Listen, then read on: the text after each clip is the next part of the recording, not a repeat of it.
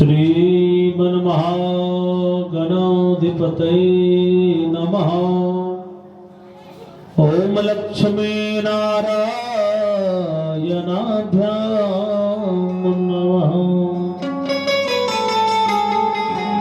ओम उमामहेश्वराभ्यां नमः। ओम वाणी हिरण्यगर्भाभ्यां नमः।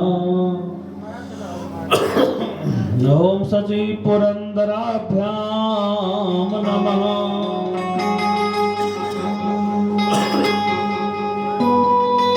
ओम मात्रे पितरे चरण कमलेभ्यो नमः। ओम गुरुर्ब्रह्मा गुरुर्विष्णु गुरुर्देवो महेश्वरः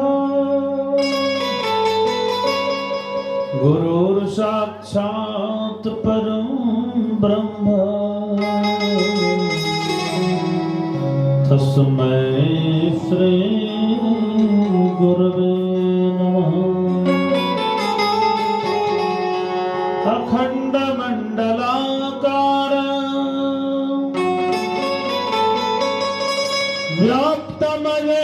व्याप्तमयेन चराचर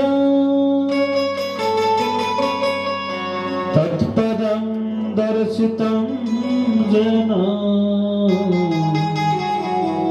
तस्मै श्री गुरवे नमः। आज्ञानतिमिरान्धस्य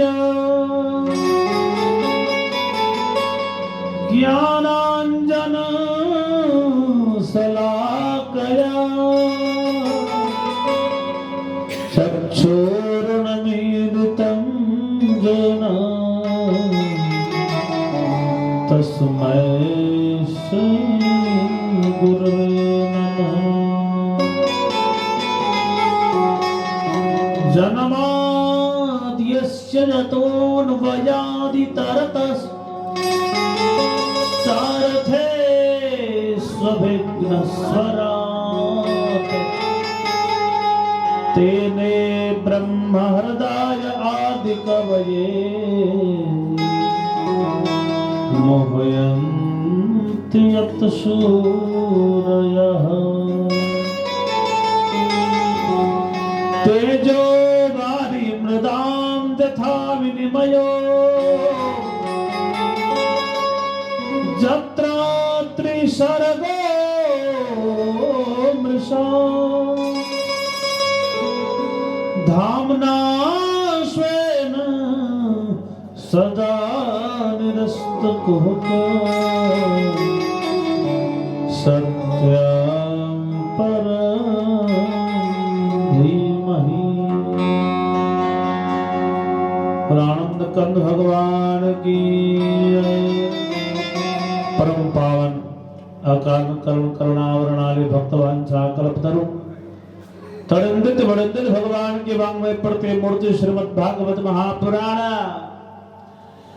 यो भी यहाँ पर आए हुए पधारे भी हमारे ध्रुव प्रहलाद के समान उन्हें मुन्ने बच्चे एवं माता सती रसोईया के चरित्र को चरितार्थ करने वाली मेरी ममता में करुणामयी माताएं बहनें एवं यहाँ पर आए हुए पधारे हुए समस्त भक्तगण श्रोतागण विप्रगण अतिथिगण कुटुंब जना सबों को व्यासपीठ से कोटि कोटि साधुवाद सज्जनों एवं इस ग्राम के समस्त स्थित प्रतिष्ठित कुल देवी देवता प्रधान देवी देवताओं हनुमान जी महाराज पवन देव सबों को मेरा अनंत आनंद कोटि नमन। सज्जनों हम लोग श्रीमद् भागवत महापुराण के कथा सत्र में चल रहे हैं। स्वर्गीय लक्ष्मी बाबू जो इस धरा को छोड़ करके परमधाम परमलोक वैकुंठ लोक की ओर अग्रसर हो चुके हैं। उनके जब दूतों के द्वारा दी जाने वाली यातनाओं से मुक्ति हेतु उनके निमित्त उनके परिवारजनों के द्वारा, पुत्रजनों के द्वारा, उनके भक्ति के द्वारा इतनी बड़ी दिव्य कथा का शुभ आयोजन हुआ है। हाँ जाइए। बोलानंद कंद भगवान की जय। माथा ऊपर। यह पवित्र पवित्र वा सर्वावस्थां गतोऽपि वा यः स्मरेत् पुण्डरीकाक्षं सभायाभ्यन्तरशुचि। नैवेद्य दक्षिणा धूप दीप पुण्डरीकाक्षं पुनातो सच्चिदानंद रूपाय विषमोत्पत्त्या दिहेतवे तापत्रय विनाशाय श्री कृष्णाय वयं नमः। आइए दोबारा भगवान का नाम लेंगे। उसके बाद हम लोग श्रीमद् भागवत महापुराण सत्र कथा सत्र में चलेंगे। गोविंद मेरो है, गोविंद मेरो है, गोपाल मेरो है।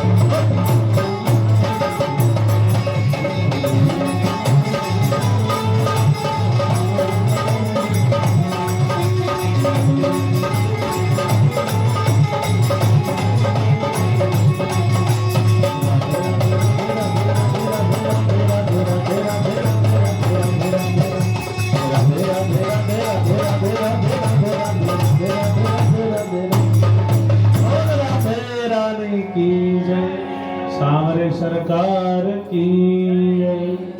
सज्जनों, भगवान की कथा बहुत दिव्य है। ये भागवतामृत है, इसको अमृत कहा गया है। सज्जनों, कब तक इसको पीना चाहिए? अपने कर्णपुटों के द्वारा, जब तक मुक्ति न मिल जाए। पीते पीते अगर मर जाए, अगला जन्म होगा फिर पीजिए। फिर पीते पीते मर जाए, इस कथा को फिर पान करिए। कब तक? बोले जब तक दोबारा जन्म ना हो जाए। जन्म नहीं होना चाहिए। जब तक दोबारा जन्म हो रहा है, पीते रहिए, पीते रहिए। 84 लाख योनियों की चक्कर से स्वतः मुक्ति मिल जाएगी, कभी ना कभी। महाराज, ऐसी एक कथा है, बहुत दिव्य कथा है महाराज। एक बार की बात है,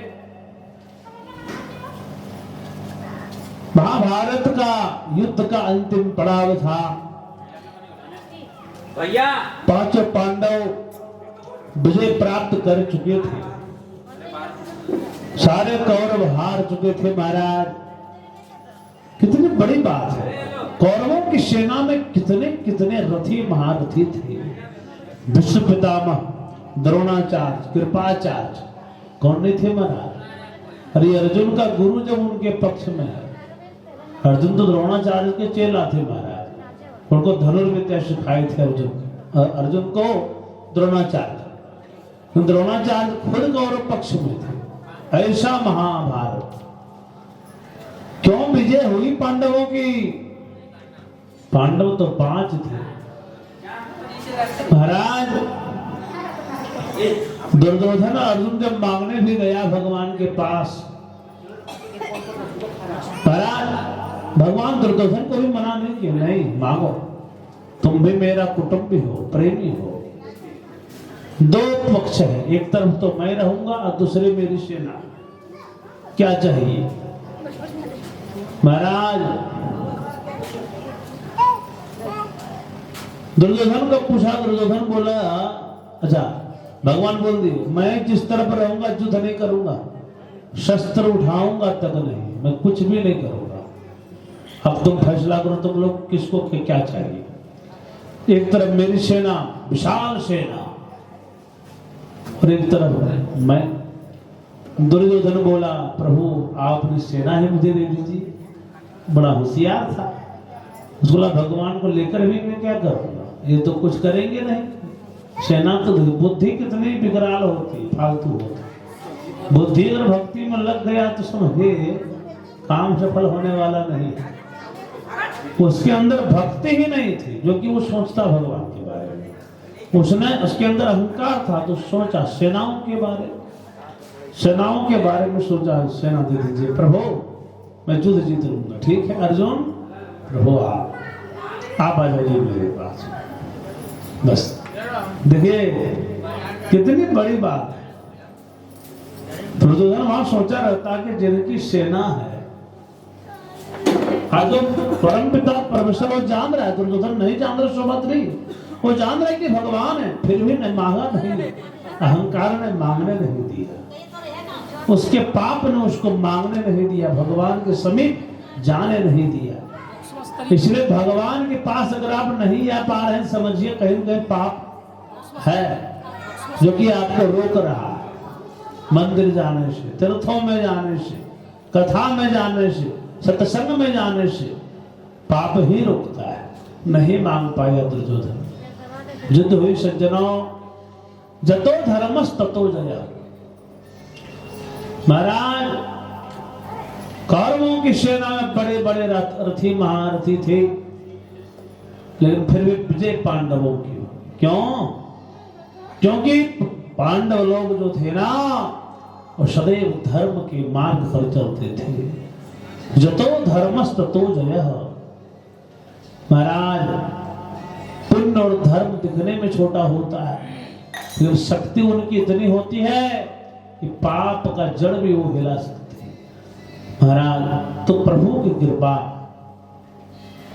भगवान युद्ध हुआ, अब बात तो समय की है जो अंतिम पड़ाव में युद्ध था, बीच रणभूमि में दुर्योधन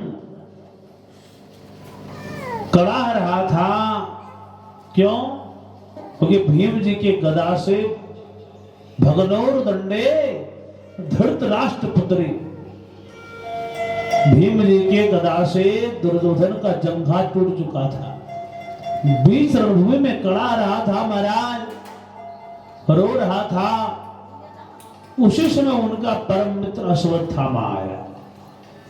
बोले मित्र क्या बात है? अरे इतना बड़ी दुख तुझ पर कैसे आ गई?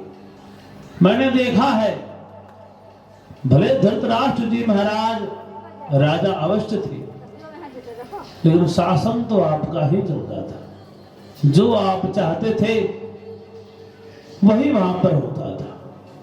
महाराज देखिए, कोई भी युद्ध ऐसे नहीं हो जाता है। देखिए, जब सर्वप्रथम दुर्योधन पहुंचा था धर्मराज युधिष्ठिर जी के जग में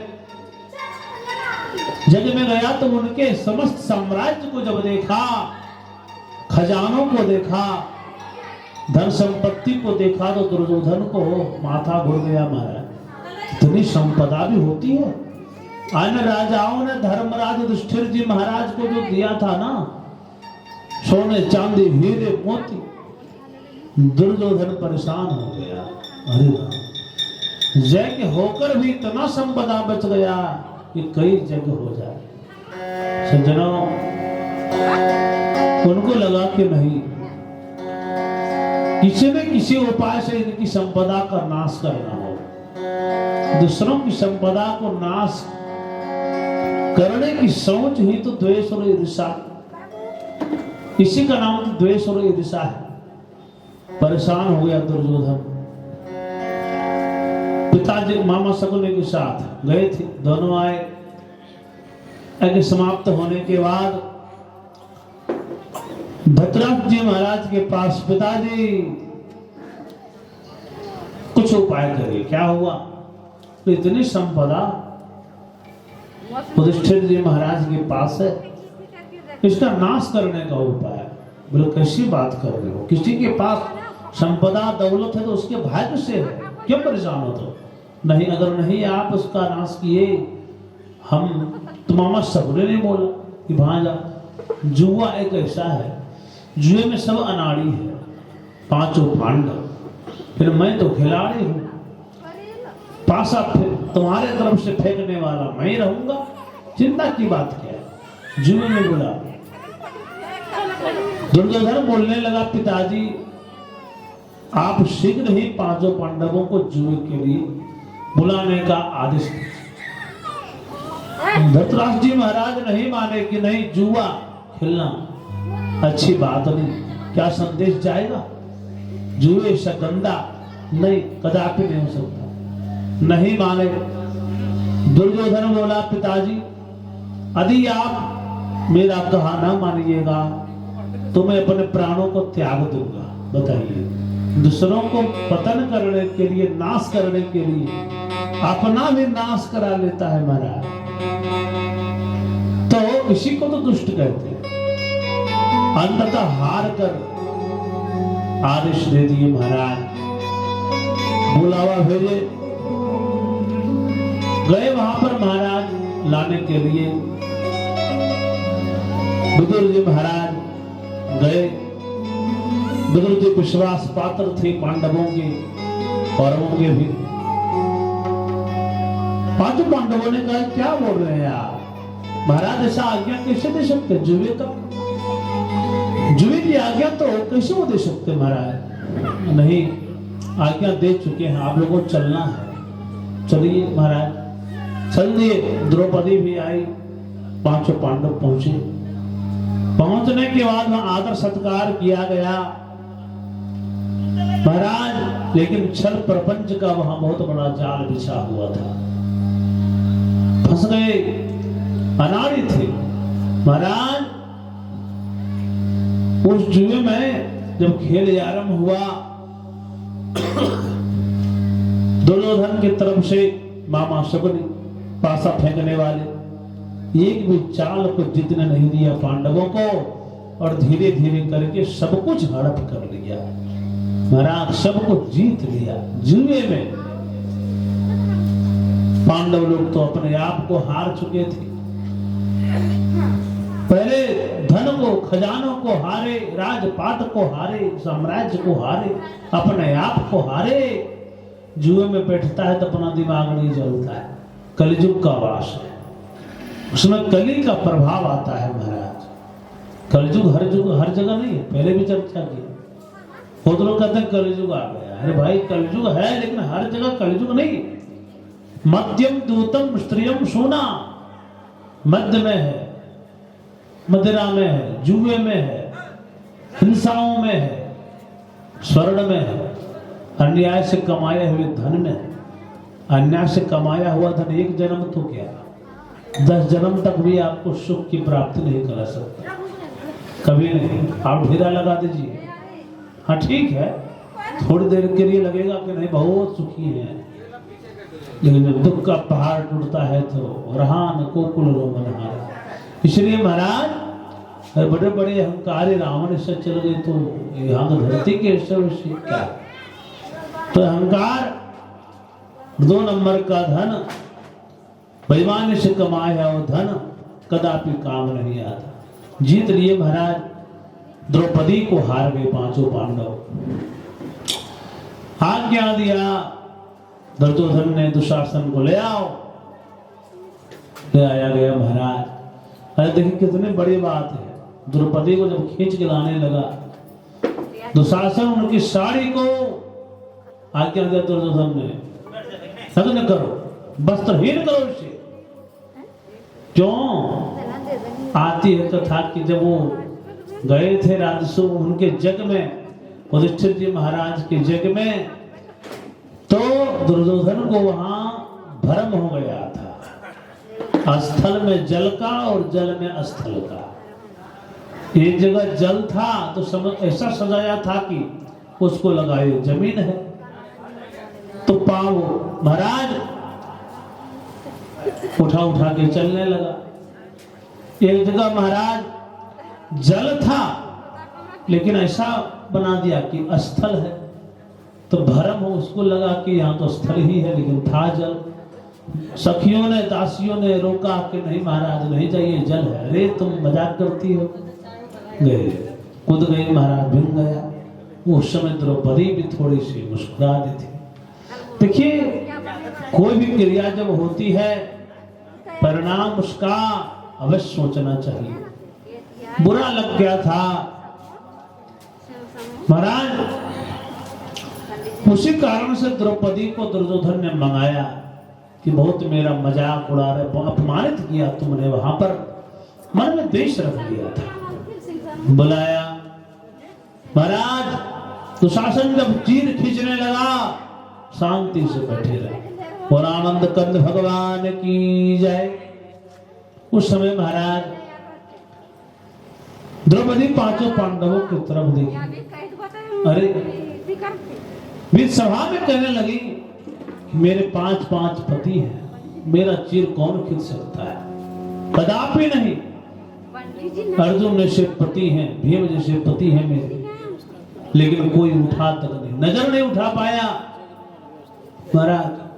फिर देखिए भीष्म पितामह जी की तरफ, द्रोणाचार्य जी की तरफ, अरे इतने रथी महारथी गुरु हैं, गुरुओं के समीप तुम्हारा तुष्ट, इतना हिम्मत कैसे कि तुम मेरा चिर खींच सकता है? कोई नहीं उठ पाया महाराज। उसके बाद द्रौपदी बोली मैं क्षत्रिय हूं, मुझे अपनी रक्षा करना स्वयं आता है। संभालने लगी अपने साड़ी को, लेकिन कहां दुशासन ऐसा वीर, कहां कोमलांगनी द्रौपदी, नहीं संभाल पाई महाराज। जब किसी भगवान उस समय वहां भी थे जब वो चीर खींच रहा था महाराज। भगवान चाहते तो सबसे पहले भी आ सकते थे और चीर को खींचने ही नहीं देते, लेकिन कभी बुलाई द्रौपदी ने नहीं बुलाई। भगवान को कहां बुलाए? पहले तो पतियों को तरफ, पतियों को बुलाए। रथी महारथियों को बुलाई, ऐसा रखी अपने बल पे उनको गुमान था नहीं मैं भी रक्षा कर सकती हूँ। जब नहीं समझ में आया कि अब तो मैं हार चुकी हूँ तो दोनों हाथों को ऊपर उठा दी, दोनों हाथों को ऊपर उठा दी और कहने लगी लाज रखो है कृष्ण मुरारी,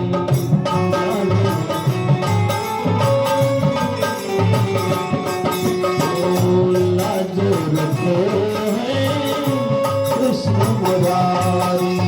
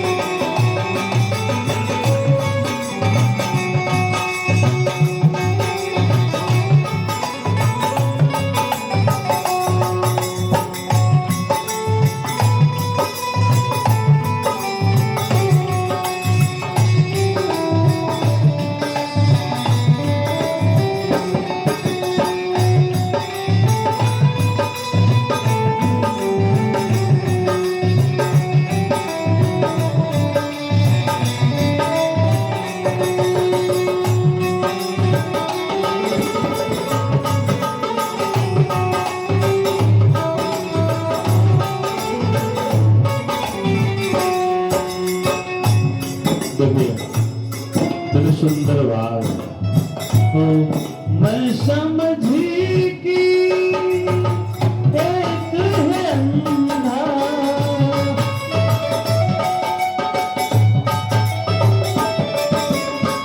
मैं समझी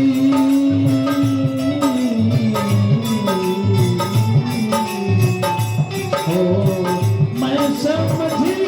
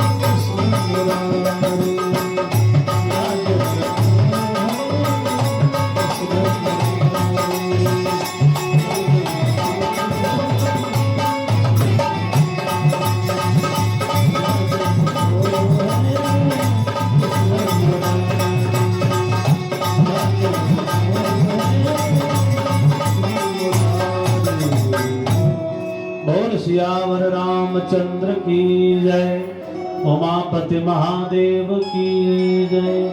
दोनों हाथों को उठा दिया द्रौपदी माता ने, प्रभु लाज बचाओ।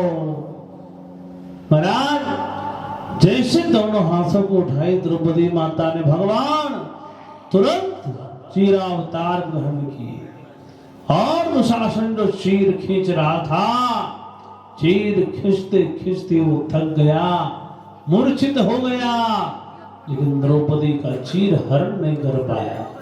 सज्जनों, भगवान पहले भी थे लेकिन पुकारे नहीं, इसलिए कहते हैं जब तक पुकारिएगा नहीं भगवान आएंगे कैसे? जब तक आप भगवान का भक्ति करेंगे नहीं, कथा सुनेंगे नहीं, प्रार्थना करेंगे नहीं, क्यों है? क्यों करें? महाराज जब तक द्रौपदी नहीं पुकारी भगवान को नहीं आए। वहीं थे लेकिन आए नहीं। जैसे पुकारी तुरंत भगवान आए। रक्षाम अपेक्षाम उपेक्षते, जब तक रक्षा की अपेक्षा नहीं करेगा। कहाँ जाते हैं हम लोग? भगवान के शरण में। थोड़ा सा संकट आता है दौड़ने लगते हैं, भागने लगते हैं, इधर से उधर दौड़ रहे हैं और अंत में इतना और गड्ढा में कूद जाते हैं, तब अंतिम में प्रभु त्राहिमाम। भगवान को भी लगता है कि भाई इतना जो धोखा खाकर आया, धक्का, इससे बढ़िया तुम शुरू में ही आगे रहते, मेरा भी लाज रहता कि नहीं मुझ पे विश्वास है।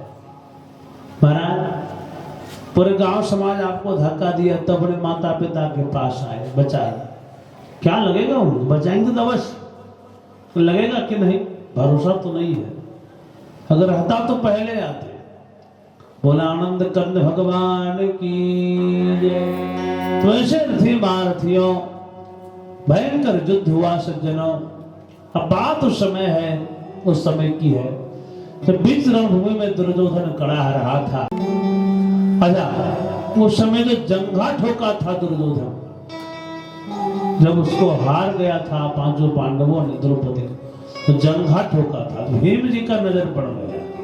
इस कारण से अंतिम चरण जब युद्ध का हुआ तो भीम जी के महाराज दुर्योधन के जंघा पर भीम जी अपने गदा से प्रहार कर दिए, टूट के चकनाचूर हो गया महाराज। इसलिए बड़ी विकट परिस्थिति। अश्वत्थामा बोला मित्र, मैंने तुम्हारा वो शासन देखा है, सर्वस्व देखा है, लेकिन एक बात है, मैं चाहूं तो तुम्हारे समस्त शत्रुओं का विनाश कर सकता हूं अभी इसी क्षण। कैसे? तो हाँ मैं कर सकता हूं, करो मित्र। लेकिन मित्र मैं दुखी हूं। बोले क्यों, क्या दुख है? देखिए हम 100 भाई थे, आज एक भी नहीं। हम 100 भाई थे, आज एक भी नहीं। इससे बड़ी दुख की बात है, पांडव 5 थे और आज तो एक को भी नहीं मार पाए। इतने बड़े रथी महारथियों का सर्वनाश हो गया, जाने इतने बड़ी सेनाओं का संहार कर दिया पांडवों ने, लेकिन हम लोगों ने एक पांडव को भी नहीं मार पाए। सबसे बड़ी दुख की बात तो यही है। अश्वत्थामा बोला मित्र चिंता की कोई बात नहीं, आज तुम्हारे सारे शत्रुओं का नाश हो जाएगा। अश्वत्थामा को लगा कि सारे पांडव सोए होंगे, विजय उत्सव मना करके इधर से मैं जाऊंगा और हमला कर दूंगा। जिस तरह सारे कौआ सोए थे, उल्लू ने हमला किया, अचानक रात में विजय प्राप्त कर लिया। कभी सोए हुए को मारना में क्या बल की बात है महाराज? तो सारे 5 पांडव सोए होंगे, इधर से जाके हमला कर दूंगा। लेकिन युद्ध नीति ये नहीं है महाराज, बड़ी विकट बात है महाराज। भगवान तो सब जान रहे थे। 5 पांडवों को द्रौपदी माता को ले गए अपनी कुटिया से बाहर, और 5 पांडवों के बिस्तर पर, शैया पर 5 पांडव पुत्रों को सुला दिया। महाराज अश्वत्थामा आया, आंख बंद करके उनको लगा यही है, ये सोया है। महाराज गर्दन उड़ा दिया, काट के बंद करके ले आया सबका सिर। मित्र आज से तुम अजय हो, तुम्हारा कोई शत्रु नहीं, युद्ध आप ही जीते हो। आए, अरे मित्र दिखाओ, शत्रुओं का नाश कर दिया, जिसके लिए इतना बड़ा महाभारत हो गया, तुमने तो एक पल में। कैसे मित्र दिखाओ तो जरा, हृदय को सुकून मिलेगा, ठंडक मिलेगी। जैसे दिखाया सज्जनों, दुर्योधन रोने लगा, मित्र ये तूने क्या किया? अरे मेरी शत्रुता तो पांडवों से थी, पांडव पुत्रों से नहीं, ये तूने क्या कर दिया? अब तो तूने मेरे कुल को, पितरों को पाने देने वाला भी नहीं छोड़ा। कैसे मेरा वंश चलेगा? तूने तो मेरे वंश के बीज को मार दिया। उधर भगवान 5 पांडव द्रौपदी पहुंचे कुटिया में, तो खून से लथपथ बिस्तर को देखी द्रौपदी ने। द्रौपदी रोने लगी, हाय हाय क्या हो गया मेरे जीवन में, दुख का पहाड़ टूट गया। कौन ऐसा राक्षस धर्मी है, दुष्ट है, जिन्होंने मेरे ये दुधमुहे बच्चे को हत्या कर दिया, वध कर डाला। धिक्कार है ऐसे प्राणी को। बड़े दुखी हो गए, रोने लगी, माथा भटकने लगी। अर्जुन ने प्रतिज्ञा लिया, देवी जिस शत्रु ने, जिस राक्षस ने आपके पुत्रों का ये हत्या किया होगा,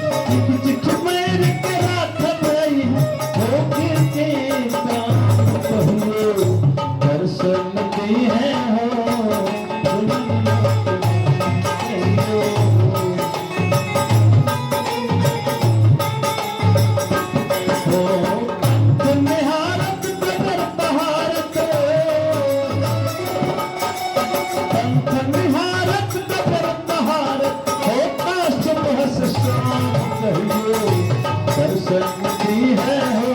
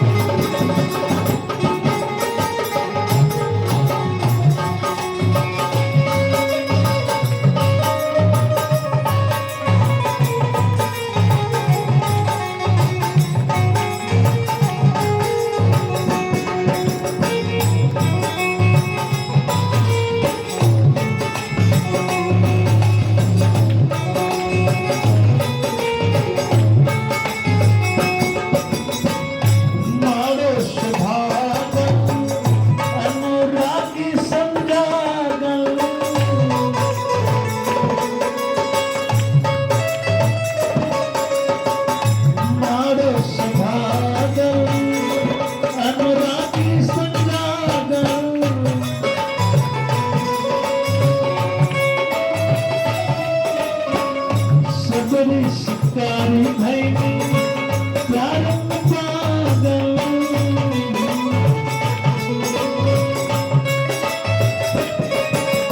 पूरे तड़प थर हो राजन पूरे तड़प थर हो राजन पैदा परम विश्राम कहियो दर्शन ते हैं हो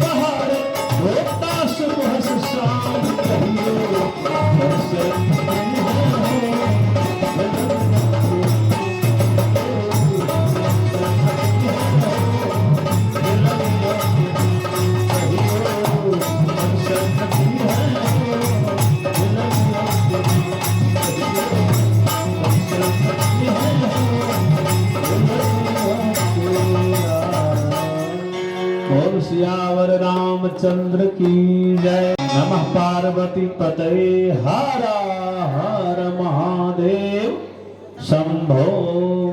सज्जनों, कितनी सुंदर बात। अब भगवान जब राजा परीक्षित जी महाराज के गर्भ में जाके रक्षा किए तो वहां पे कुंती बुआ ने रोक लिया कि हे केशव आप रुकिए। देखिए किशन कन्हैया की तरफ से भगवान के चरणों में 50 रुपए का दान समर्पित हुआ। नंदलाला बन के सदैव रहे। बोल नंद के लाला की जय। राधे राधे। यही तो है, राधे रंग में अपने को रंगिए। जीवन का यही तो सार है।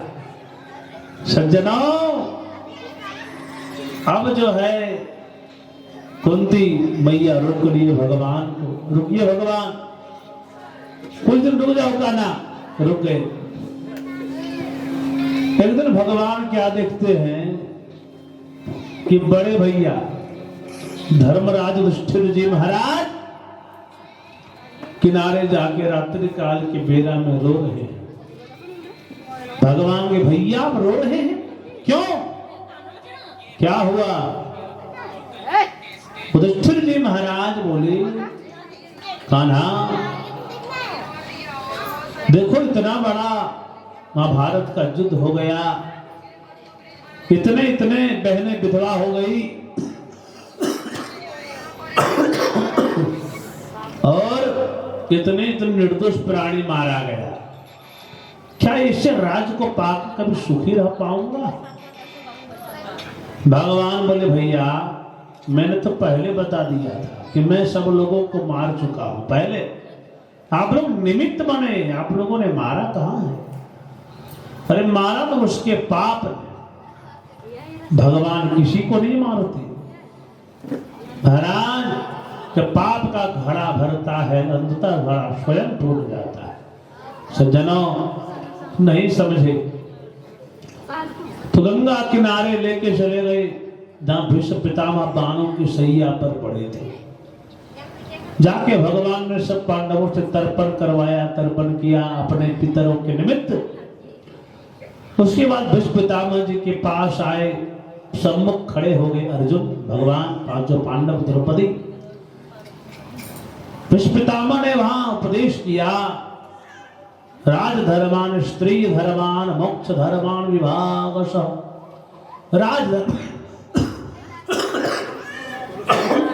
राजधर्म को उपदेश किया, मोक्ष धर्म को उपदेश किया। बोले अर्जुन ये भगवान तुम्हारे सारथी नहीं है, भगवान तो पूरे संसार के सारथी है। अच्छा तुम्हारे सारथी बन गए क्योंकि तुम्हारे अंदर प्रेम था। ये तुम्हारा हरना तो संभव ही नहीं था। जिसके साथ स्वयं भगवान हो उसकी पराजय कैसे हो सकती है? इसीलिए हम बोलते हैं सज्जनों, शास्त्र भी कह रहे हैं चाहे धन रहे मत रहे, दौलत रहे मत रहे, लेकिन भक्ति को रखिए जीवन में। यही भक्ति आपको भगवान तक पहुंचा सकता है। सज्जनों भीष्म पितामह भगवान को बोले हे केशव मेरी एक विनती है। क्या? मेरी एक बेटी है। बोले बेटी कहाँ आ गई बाबा, आपका तो विवाह ही नहीं हुआ है जहां तक मुझे पता है। तो नहीं एक बेटी है। अच्छा और इसका विवाह में आज तक करना चाहा लेकिन कोई सुंदर वर ही नहीं मिला, और जब तक सुंदर वर मिले ना तब तक बेटी का विवाह कैसे होगा? लेकिन आज लगता है कि मुझे सुंदर दामाद का तलाश पूर्ण हो गया, क्योंकि आपसे बड़ा कोई सुंदर वर धरती में कौन हो सकता है? महाराज बेटी, बोले बेटी का नाम क्या है आपका बाबा? बोले मति। इति मति रूप कल्पिता वितृष्णा भगवती सातवत पुंगवे विभुमनी। मति माने बुद्धि। बोले मति नाम की बेटी है, सुंदर है, सुशील है, कोई दोष नहीं, बहुत सुंदर है। और इस मति को चाहता हूं मैं आपके चरणों में निवेदित कर दूं, अपने बेटी का हाथ पीला करवा दूं। मरते मरते में मेरी अंतिम इच्छा यही है।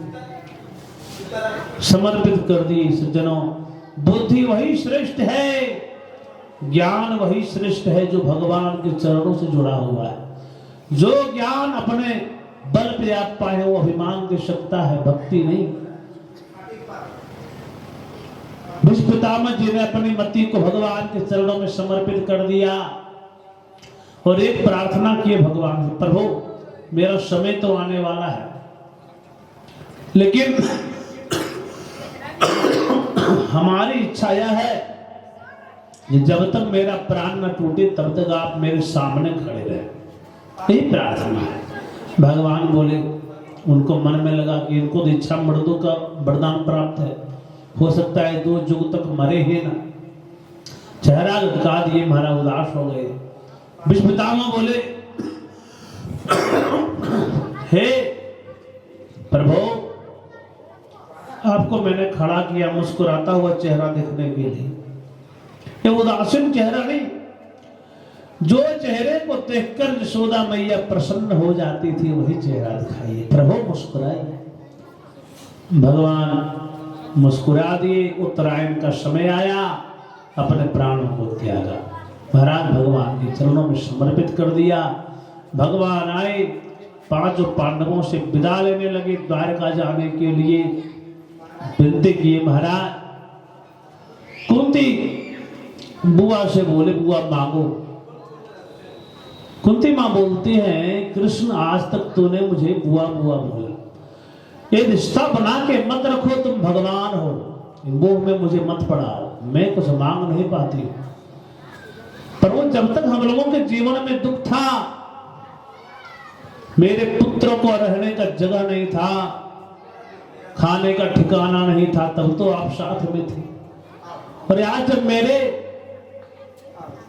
पुत्र को राज्याभिषेक होने लगा, राजपाट मिलने लगा, हाथी घोड़ा मिलने लगा, तो आज कहते जा रहा हूं, हे भगवान, यदि आप केवल दुख में रहते हैं तो आप मुझे केवल दुख ही प्रदान कर दीजिए। मुझे दुख चाहिए, आपसे और कुछ नहीं चाहिए। विपदो नैव विपदः संपदो नैव संपदः विपदो विस्मरणं विष्णु संपद नारायण स्मृति। सबसे बड़ा दुख क्या है सज्जनों? सबसे बड़ा दुख है भगवान को भूल जाना। धन संपत्ति का नहीं होना सबसे बड़ा दुख नहीं है। सबसे बड़ा दुख विपदो विस्मरणं विष्णु। कह हनुमंत विपत्ति प्रभु सोई, जब तब सुमिरन भजन न होई। जब आप भजन नहीं कर पा रहे हैं, कीर्तन नहीं कर पा रहे हैं, सत्संग नहीं कर पा रहे, समझिएगा सबसे बड़ा दुखी वाला क्षण आपके जीवन में वही आ गया है। और सुखी कौन है? सुखी वो है जिसके जीवन में भजन है, कीर्तन है, कथा है, सत्संग है, संपद नारायण स्मृति। नारायण का आद अगर आपके हृदय में है, उनकी भक्ति आपके हृदय में है, समझिए आपसे बड़ा सुखी इंसान कोई नहीं। कोई तन दुखी, कोई मन दुखी, कोई धन बिन रहता उदास, थोड़े थोड़े सब दुखी, सुखी राम के दास। सज्जनों, संसार के हर प्राणी दुखी है। सुखी कौन है? बोले राम का दास, कभी न होवे उदास। राम का जो भक्त है कोई टेंशन नहीं, जहां है वही प्रसन्न है। जो मिल गया पा लिया, नहीं मिला तो कोई दिक्कत की बात नहीं। बोले आनंद कंद भगवान की जय। भगवान कहते हैं बुआ मेरे पास दुख नहीं है। दुख क्यों मांगती है? भगवान उनको अपना प्रेम प्रदान किए। भगवान चले वहां से द्वारका की ओर अर्जुन को लेकर के। महाराज, इस प्रकार के भगवान की कथा, भगवान की लीला हम लोगों के हृदय में भक्ति प्रदान करती है। कथा क्यों सुना जाता है? कथा सुन के महाराज हम लोगों के हृदय में अपार प्रेम उमड़ता है। जिसके बारे में सुनिएगा उसी का तो हो जाइएगा। विदर्भराज भीष्मक के पुत्री थे रुक्मिणी। महाराज, रुक्मिणी कभी भगवान को देखी नहीं थी, लेकिन महाराज पुराणों में, शास्त्रों में भगवान के बारे में सुनी थी। उनके कथाओं को श्रवण करके मन से ही रुक्मिणी मैया भगवान को अपना पति मान लिए थे, अपना सर्वस्व मान ली थी। लेकिन उनके भाई जो रुक्मी था, रुक्मी चाहता था कि अपनी बहन का विवाह शिशुपाल के साथ हो, लेकिन रुक्मिणी नहीं चाहती थी कि मेरा विवाह शिशुपाल के साथ हो। रुक्मिणी मैया चाहती थी मेरा विवाह केवल भगवान के साथ हो। बहुत सुंदर चिट्ठी बनाई रुक्मिणी मैया ने। उनमें सब कुछ अपने प्रेम, अपने प्यार को शब्द देकर, वचन देकर लिख दी उस चिट्ठी में, और उस चिट्ठी को भगवान को सौंप दिया। महाराज, भगवान के चरणों में सौंपते हुए, भगवान को याद करते हुए ब्राह्मण देवता को बुलाए। हे ब्राह्मण देवता, आइए एक कृपा करें, इस चिट्ठी को केवल आप भगवान के पास पहुंचा दीजिए, बांके बिहारी के पास। ब्राह्मण देवता चल दिए। महाराज भगवान के पास पहुंचे। भगवान उनके चरण को धोए, उनको अपनी सैया पर सुलाए, चरण दबाने लगे, सारा भोजन प्रसादी पवा दिए। महाराज उसके बाद अंतिम में पूछे, हे ब्राह्मण देवता, और कुछ बात थी तो आप कह सकते हैं कि हम लोग क्या करते हैं, कोई भी कुटुंब में आता है, अतिथि आता है, क्या चाहिए, क्यों आए, दरवाजे पर से ही महाराज क्यों आए हैं, अब भला ऐसे कुटुंब का स्वागत होता है। अतिथि देवो भव, अतिथि तो देव तुल्य है। ब्राह्मण देवो भव, आचार्य देवो भव, गुरु देवो भव। अगर आपका पुण्य उदय लिया है महाराज, दोपहर के बेला में कोई ब्राह्मण आ गया, साधु संत आ गया, भिखारी आ गया, आप भोजन करने जा रहे हैं, तो आपका कर्तव्य है कि सबसे पहले आप उस व्यक्ति को भोजन पूछिए जो आपके दरवाजे पे खड़ा है, क्या आप भूखे हैं, भोजन करिए। जान रहे हो, पहचान रहे हो या नहीं पहचान रहे हो, मनुष्य जी आइए। वृंदावन बिहारी लाल की जय, आनंद कंद भगवान की जय। पहचान रहे हो या मत पहचान रहे हो, आपके घर कोई भी आया है तो अतिथि है, अवश्य एक बार भोजन पूछिए। भगवान भोजन पमाने के बाद, स्वागत करने के बाद पूछे, हे ब्राह्मण देवता, क्या बात है, कुछ अगर मेरे लिए सेवा है तो आप कह सकते। ब्राह्मण देवता चिट्ठी निकाले, दे दिए, यही तो है। अरे आपका निजी है, प्राइवेट है। भगवान बोले, मेरा कुछ भी प्राइवेट नहीं होता, सब कुछ ओपन है, आप सुनाइए चिट्ठी।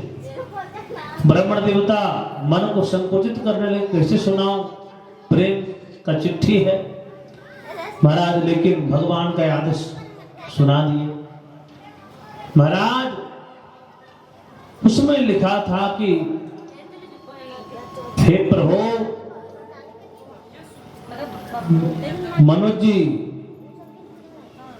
और सुधीर जी आइए इधर, कथास्थल में पहुंचे यथाशीघ्र। बोला आनंद कंद भगवान की जय। देखिए, जिसका मन कथा में नहीं है वो धरती में मानव नहीं। जो मनुष्य इधर उधर, मान लीजिए कई लोग होते हैं, कई श्रोता होते हैं जो उधर बैठा है, कहता है पंडित जी गांव में बैठे थे पुल के ऊपर, कथा सुन रहे थे। चोरी से कथा सुनना भी पाप है, इसलिए कथा स्थल पर सभी श्रोताओं को, ग्रामवासियों को, प्रेमियों को पहुंचना आवश्यक हो जाता है। कथा सम्मुख बैठ के सुनना है। बोले आनंद कंद भगवान की जय। सज्जनों, तो वो प्रेम चिट्ठी ब्राह्मण देवता ने पढ़ दी। भगवान बोले, हे ब्राह्मण देवता, जिस तरह रुक्मिणी मुझे प्रेम करती है, मैं भी उनसे उतना ही प्रेम करता हूं, मैं अवश्य जाऊंगा। तो ये भगवान का विवाह जो हुआ है, कितना विवाह हुआ है, 16,108। ये है भगवान का ठाठ। अगर एक दो भी आदमी करे तो माथा पक जाता है। जनों, जीवन जो है आजकल के समय में, पहले तो बहुत बढ़िया समय था, माताएं बहनें बहुत स्थिर होती थी। आजकल क्या है कि सुख सुविधाएं, ये मोबाइल सबसे बड़ा यंत्र है, सबसे पतन का मूल कारण ये मोबाइल है। ये सोशल मीडिया, ये जो कहते हैं, इसका दुरुपयोग ना किया जाए। कई जगह होता है माताएं बहनें रील वीडियो डालती है महाराज, देखिए कितनी बड़ी बात है, नृत्य करती है और कमरा बंद कर देती है, नृत्य कोई देख न ले, और उसको ये नहीं पता है दुनिया देख रहा है।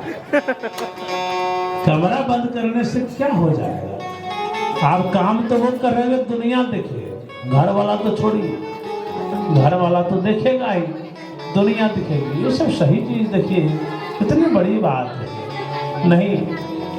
हाँ, कुछ कहिए लेकिन ऐसे नहीं।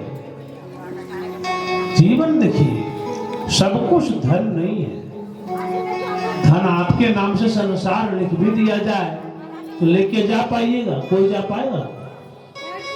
धन जरूरतें पूरी करने के लिए, इच्छाएं तो किसी की पूर्ण नहीं हुई है। तो थोड़ा इसमें अवश्य ज्ञान को लगावें। बोले आनंद कंद भगवान की जय। 16,108 विवाह भगवान का हुआ है। दही हल्दी यजमान जी लाई, दही हल्दी। बोला आनंद कंद भगवान की जय। सज्जनों, तो 16,100 कौन? बोले वेदों की ऋचाएं 16,100 है। वह मूर्तिमान रूप से भगवान की शक्ति मानी जाती है। उनके साथ विवाह किए हैं। और एक तरफ से यह भी कथा आती है, महाराज ये भौमासुर नामक दैत्य था, राक्षस था महाराज, जो भगवान की तरह रासलीला रचाना चाहता था। सुंदर सुंदर कन्याओं को देखता था तो उसको पाताल लोक में गुफा ढूंढा था, उसी में ले जाके रखता था। महाराज संख्या भी पूर्ण कर लिया 16,100। भगवान को लगा कि अब इनको तारने का समय आ गया है। भगवान गए और द्वंद्व युद्ध करके भौमासुर का अंत कर दिए। महाराज 16,100 कन्याएं थी वहां पर। महाराज सबों को भगवान बोले कि एक काम करो, क्या इच्छा है, तुम लोग घर जाओ। अरे कैसे घर में बाहर में रहती हो तुम लोग ऐसे? 16,100 कन्याएं बोली, प्रभु अगर बेटी एक रात भी घर से बाहर रह जाती है तो उसे कोई स्वीकार नहीं करता है। हम लोग तो बरसों से हैं, कौन स्वीकार करेगा? प्रभु हम लोगों के सामने दो रास्ता है, क्या? तो चाहे अपने प्राणों को त्याग दें या फिर आप स्वीकार करें। भगवान सबों को स्वीकार किए हैं 16,100। और 8 पटरानियों में से पहली है रुक्मिणी, जामवती, सत्यभामा, कालिंदी, मित्रवृंदा, सत्या, भद्रा और लक्ष्मणा। ये 8 16,108 कन्याओं के साथ विवाह हुआ है भगवान का। भगवान रुक्मिणी मैया को लेने जब गए रथ से सारथी को लेकर के, वहां पर शिशुपाल ने सेनाओं को खड़ा कर दिया था, गहरा गहरा चक्रव्यूह लगा दिया था, कोई भेद न सके। भगवान गए, युद्ध किए महाराज, सभी सेनाओं को परास्त किए। रुक्मिणी माता गौरी पूजन के लिए जब जा रही थी, भगवान गौरी पूजन करने के बाद जैसे निकली रुक्मिणी माता, भगवान तुरंत उनको उठा करके रथ में बिठा लिए और चल दिए महाराज। इधर बलराम जी महाराज भी हल लेकर के चल दिए, दो भैया कहीं कन्हैया फंस ना जाए। शिशुपाल बहुत बड़ा दैत्य है, उसका स्वभाव राक्षस वाला है, लेकिन दाऊ भैया पीछे से आ रहे थे। तब तक भगवान रुक्मिणी मैया को लेके चल दिए महाराज। विवाह होने लगा। भगवान का विवाह उत्सव है, विवाह भी एक उत्सव है महाराज। देखिए दो ही तो उत्सव होता है, जन्मोत्सव और विवाहोत्सव। बोल वृंदावन बिहारी लाल की जय। भगवान का विवाह हो रहा है, आप लोग प्रेम से झूमते हुए भगवान के चरणों में विवाहोत्सव मनाएं। यजमान की दही हल्दी लाए, चारों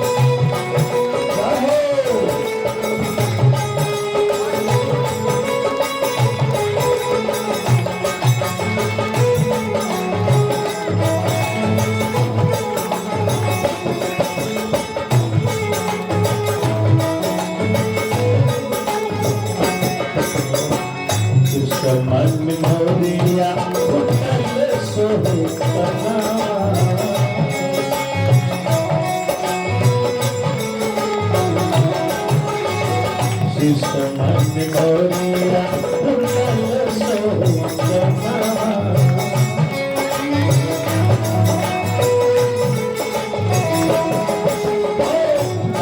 कार कजरारी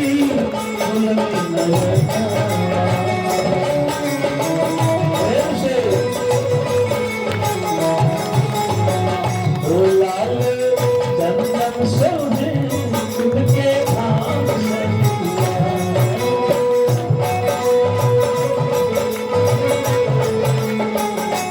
चारों दुल्हा करता कमान सखिया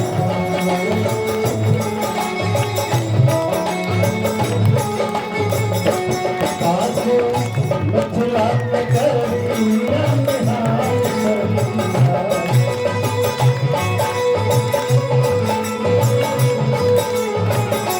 चारों दुल्हा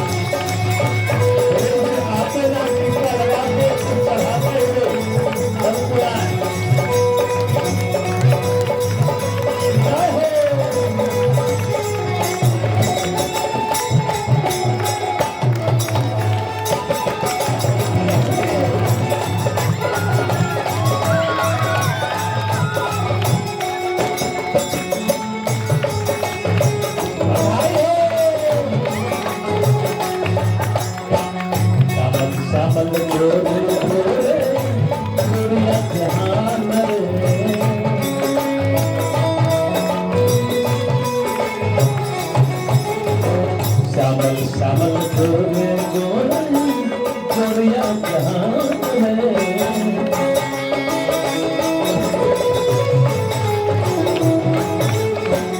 अखियों न देख लेना सुन ले कान रे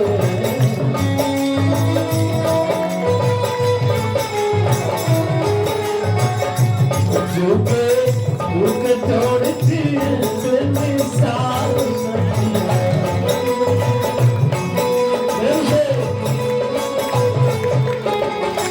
चारों दुल्हा करता कमान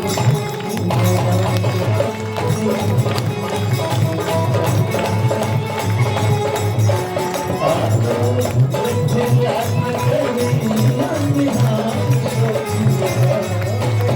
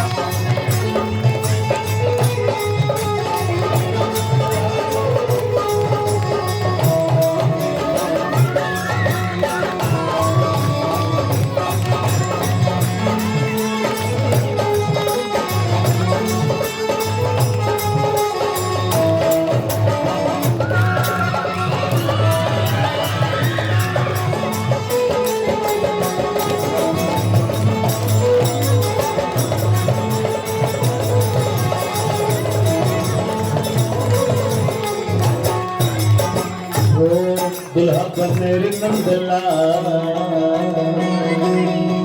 बने रे नंदला रुक बने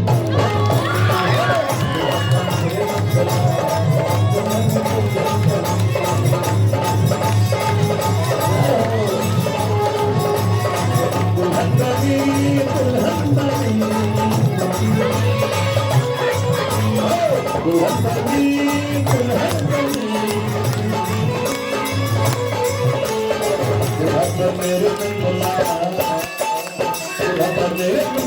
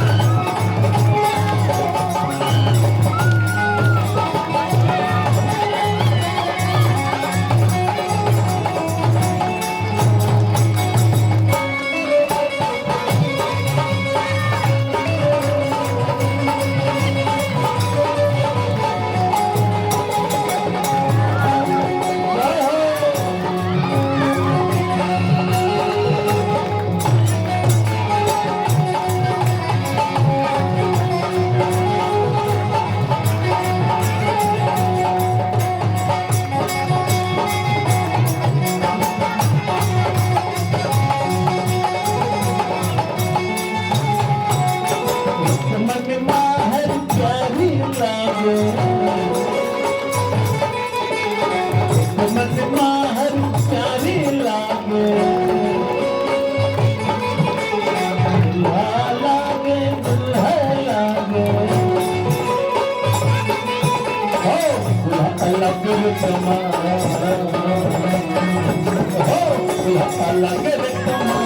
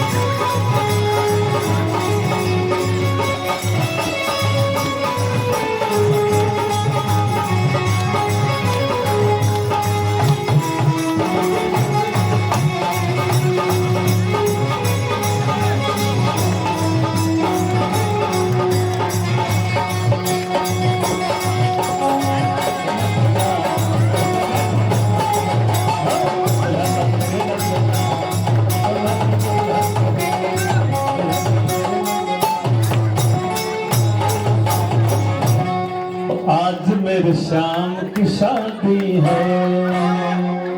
प्रेम से सुनते हुए आज मेरे श्याम की शादी है आज मेरे श्याम की शादी है श्याम की शादी है शादी है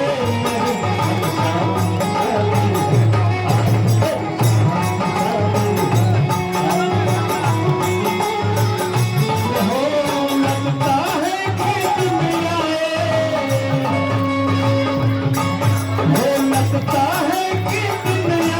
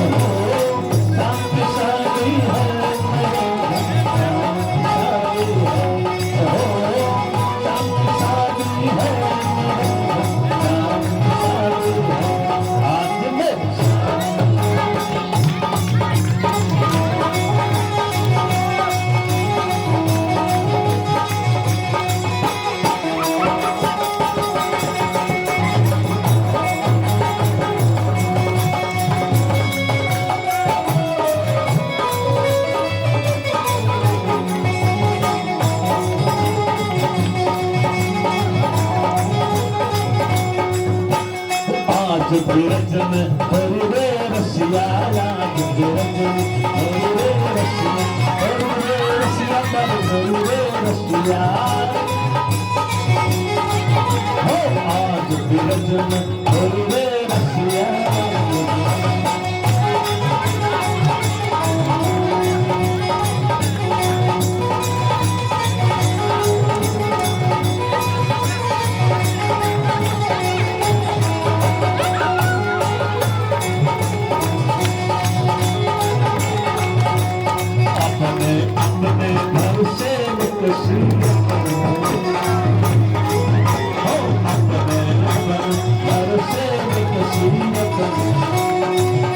कोई श्यामल कोई गुरु रे रसिया हो आज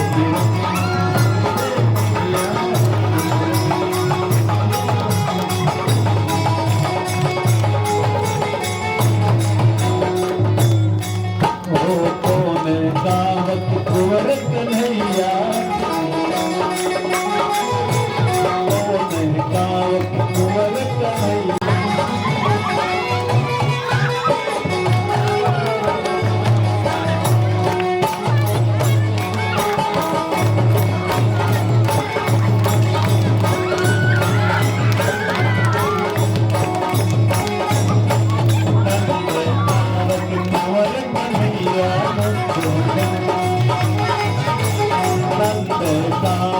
कुंवर कन्हैया बरसात की राधा गुरु रे रसिया हो आज बिरज में हरि रे रसिया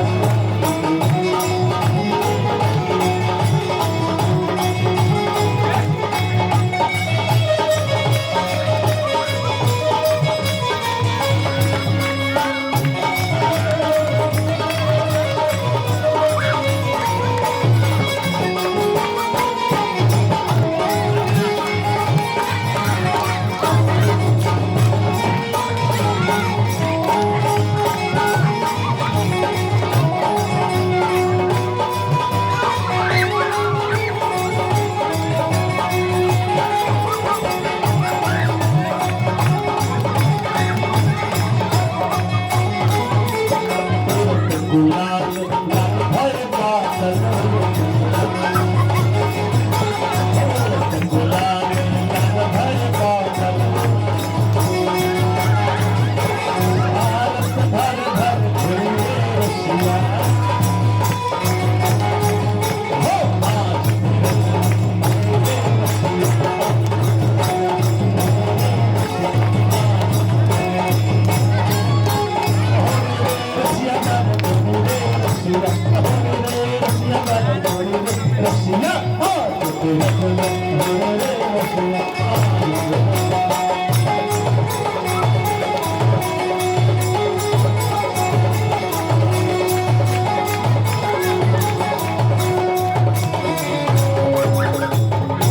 रसिया करुणावतारं संसार सारं भुजगेन्द्रहारं सदा वसन्तं हृदयारविन्दे सदा वसन्तं हृदयारविन्दे भवं भवानी सहितं नमामि। श्री भागवत भगवान की है आरती श्री भागवत भगवान की है आरती पापियों को पाप से है तारती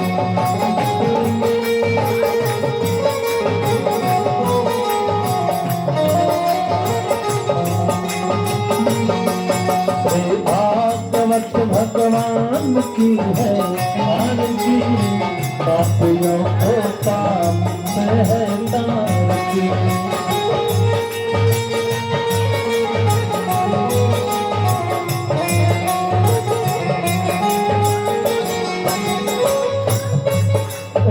अमर ग्रंथ ये भक्ति पंथ ये पंचम ये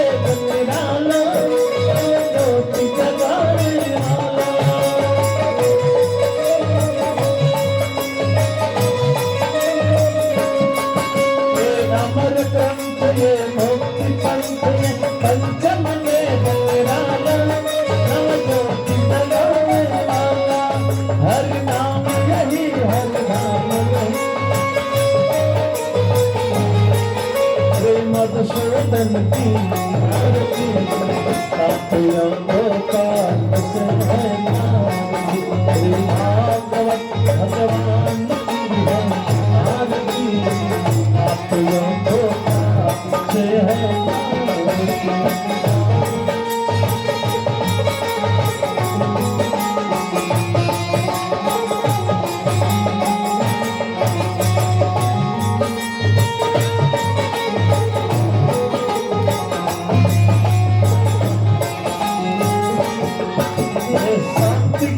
पावन पुनी पापों को मिटाने वाला हर दर्श कराने वाला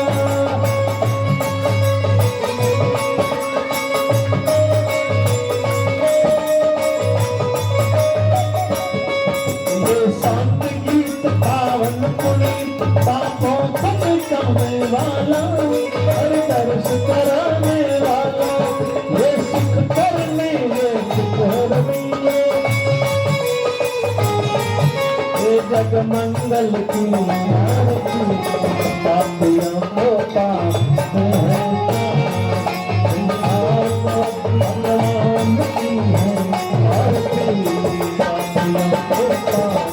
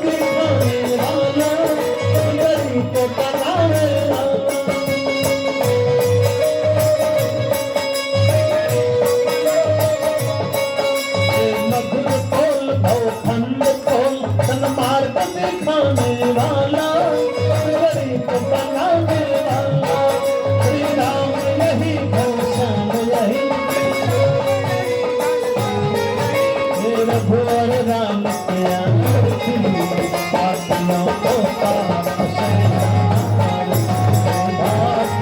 भगवान की आरती पापियों को पाप से है तारती कर्पूर घोरम संसार सारम भजन्द्रः भजाव संतं भजाननं भवं भवान् सत्यं नमामि त्वमेव माता त्वमेव त्वमेव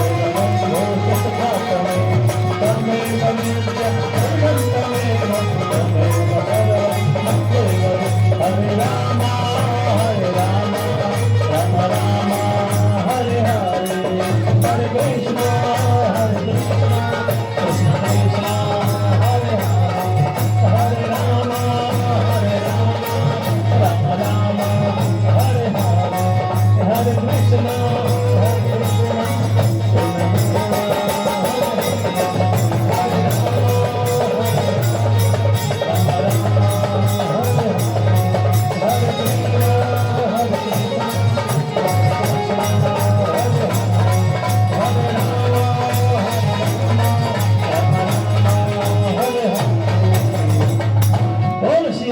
रामचंद्र की जय। श्रीमद् भागवत महापुराण की, शंकर भगवान की, अवैद्यनाथ धाम के, वीर बजरंग बली की, सत सनातन धर्म की जय। यह धर्म का प्राणियों में विश्व का, गौ माता की, भारत माता की, भारत माता की, गंगा माता की, सब भक्तन की, सब संतन की, आज के आनंद की, श्रोता समाज की, अपने माता पिता की, अपने अपने गुरुजनों की, सांडी ग्राम की। नमः पार्वती पते हरा हरा महादेव शंभो।